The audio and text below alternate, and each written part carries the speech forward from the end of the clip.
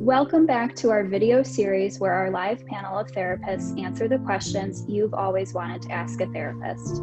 If you're watching for the first time, be sure to check out our previous videos. Again, we have with us Courtney, Heather, Jackie, Lauren, and myself, I'm Stephanie. For our first question, we have, does a therapist help me come to my own conclusions, or will they tell me if I need to change the way I am thinking about something?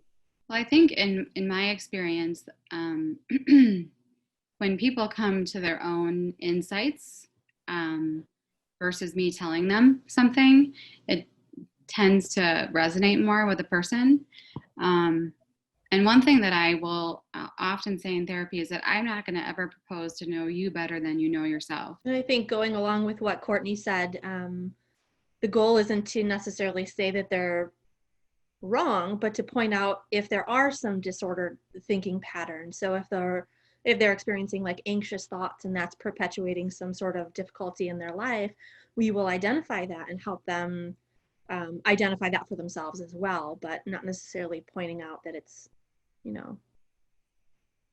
necessarily wrong. Right. I think there's actually, in CBT, there's a whole list of distortions or errors in thinking that are just categorized. So they're very general, and you can share them with the client and say, do any of these feel familiar? And they're able to usually come up with those aha moments on their own, that some of their thinking patterns that cause them a lot of discomfort, they're distorted thinking patterns.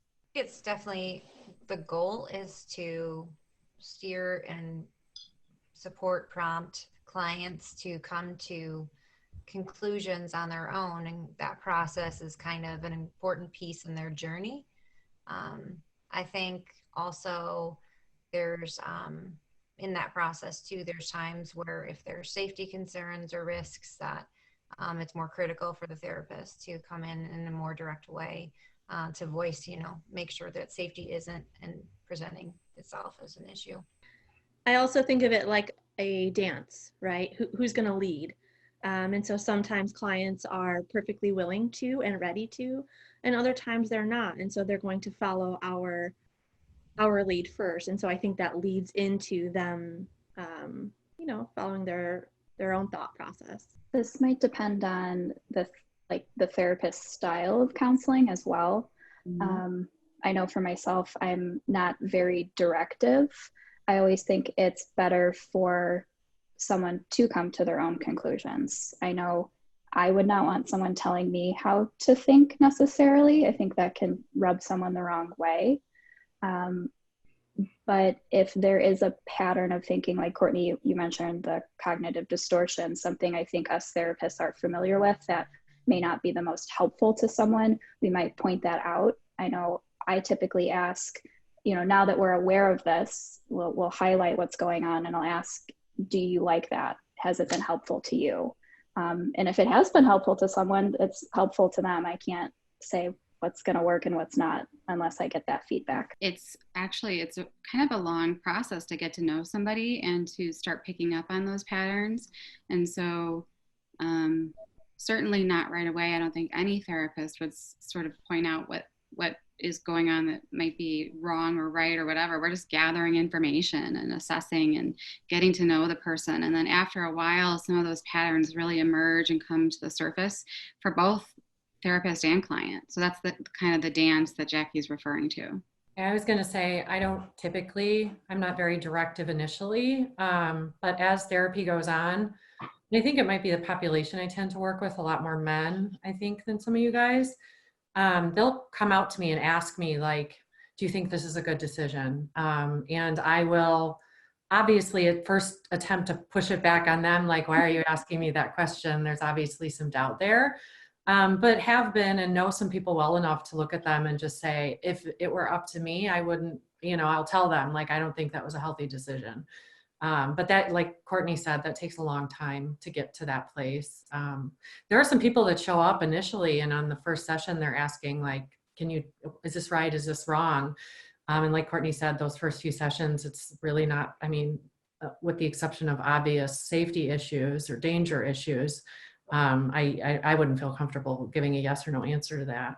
I think too, that's interesting that you said that about the populations that you're working with, because I think that's important to note, because if you're working with a 13-year-old, that maybe path of directing and guiding looks different than somebody who's, in their 40s, for example. So I think too, and then there's just differences as far as being careful to not be too, to allowing that person to feel independence and that sense of autonomy, that they are making their own calls and decisions within that session. So it definitely is much more of an art than a science. Our next question, how does a therapist get you to open up and get to the root of the problem? I think generally speaking, the opening up piece usually happens on its own. I don't know if you guys agree with that, but I think, I wonder, as the clients come in, I think that they might be more initially reserved about sharing, but once they're in, and it just kind of all comes out, generally speaking. So I don't generally have that issue with people not sharing. I think it kind of depends on a couple things. One, they're maybe just innate personality, whether they're more open and that's comfortable for them, or maybe more reserved, but also maybe their experience with sharing in that type of setting, which can be new or different for people to know what that therapist client role is going to look like. And if people have worked with a therapist before, they kind of have like maybe a little more familiarity and sharing and starting to kind of begin and knowing what this relationship looks like. But I think too, if people are new to that, then it depends so much too on that comfort and that sense of just the building the relationship and rapport with the therapist, and kind of guiding that so that it is a space where they kind of show up and are thinking throughout the week, oh, I want to mention this week in session because this is kind of definitely something that's impacting me or whatever. I also think that we're catching people who are making these appointments for themselves. So that tells me that at some level they're ready to discuss at least some of the things that are they're struggling with. And so I think that definitely helps versus individuals who are more forced to come in, Yeah, I feel like that with the adolescents. Sometimes they're brought in by their parents, or their parents have a goal for them that they don't necessarily share.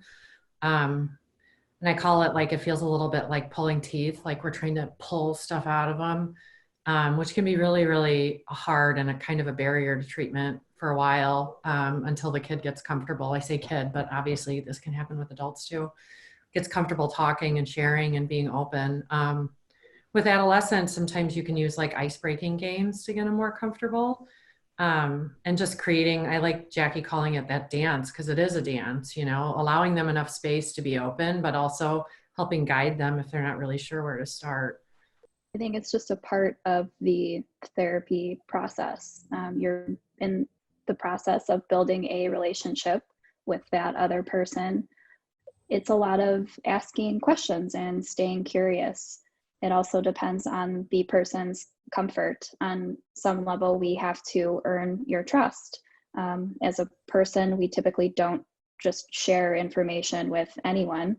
We want to know how someone might respond or react. Someone might be nervous or ashamed of what they want to discuss or what they consider the root of the problem. So I think it's just the natural process of therapy, building the relationship, building trust, and the client feeling that you maybe won't judge them for what they want to share. That's a good point. I think that when I get somebody that comes in and I can tell that they're holding something back, I'll often say, I invite you to share. You can do it at your own pace or your own time, but literally there's probably nothing you're going to say that's going to embarrass me or make me uncomfortable. I'm not going to judge you I'm not going to look at you any differently.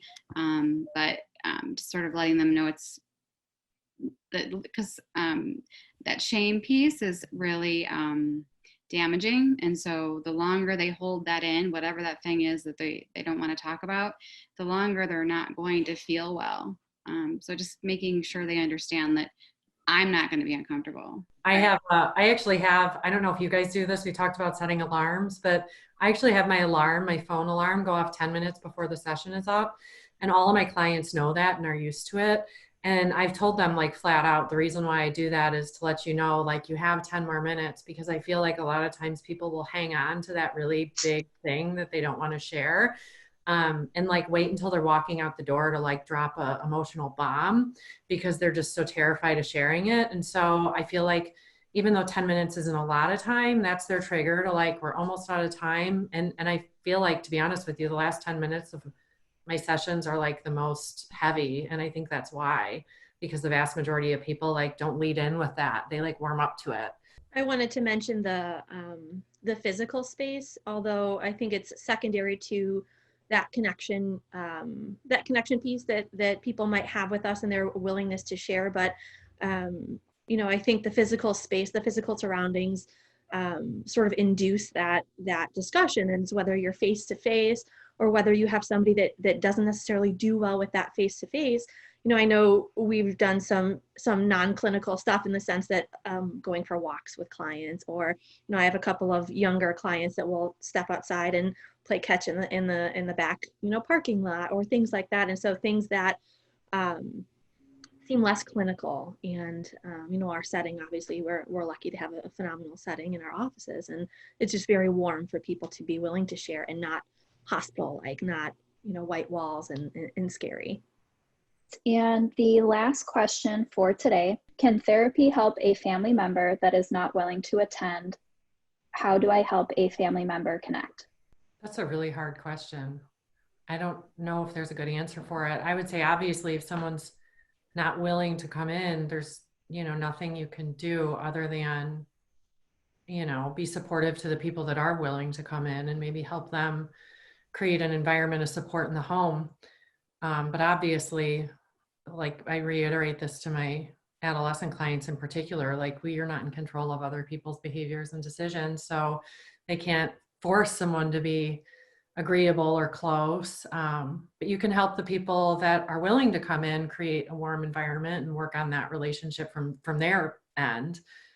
They can work on their half of the relationship. I also think if you think in terms of family systems, when you impact one, you impact sort of everybody else. And so there's potential to have an impact on somebody when they don't even show up, if you are impacting the people that are involved in that family system or relationship or whatnot. That's what I was thinking, similar to what Jackie mentioned. I work with a lot of parents, a parent and a child.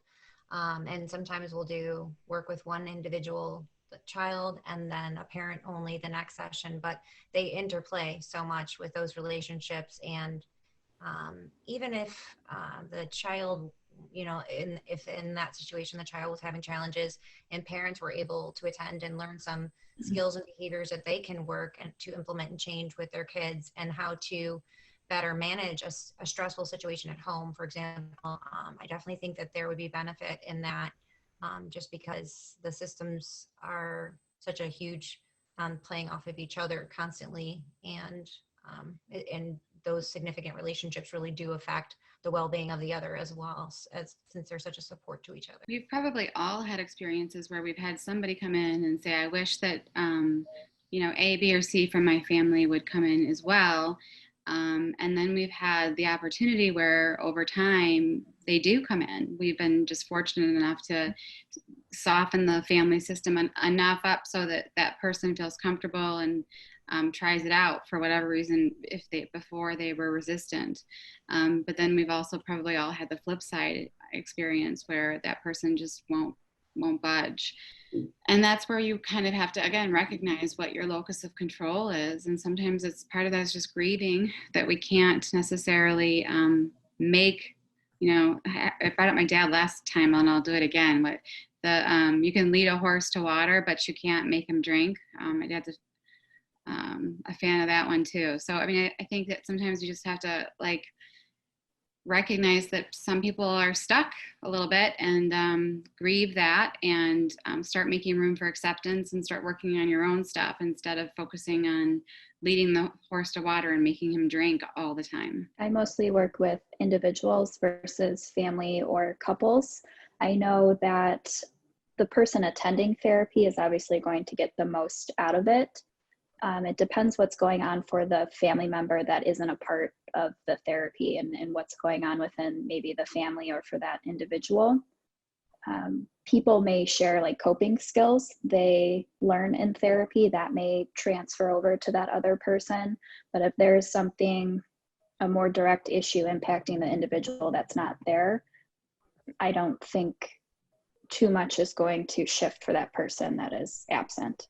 They may start responding to the other family members differently if those other people in therapy start making changes and interacting differently as well. Again, thanks for watching. Be sure to check in next week. If you like the video, make sure to like and subscribe to our channel. We'll see you guys next week. Bye. Bye.